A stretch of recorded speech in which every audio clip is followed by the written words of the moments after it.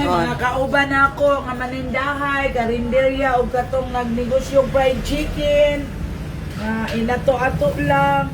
Nailad po ko kay direct selling daw. Unya, nagpalit kog mantika. Nya maura din ni akong gibayran. Isulot lang aning chop. Maura din ni akong gibayran 1,100. 65 lang daw ang kilo kay direct selling. Paliton pag yung kunyag 5 ka container. Unya, nakakumpra naman ko.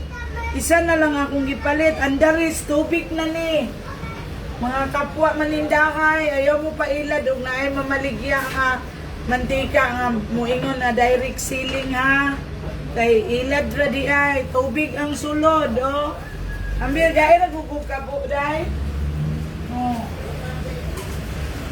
Luoy kaayo, tubig ra di ay ilang sulod, oh. Oh. Tubig. Anak day. Arao, tubig ra di ay.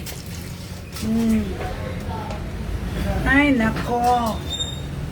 Datong na maligyaan eh. Maluoy ka, undangan na na dong, paningkamot.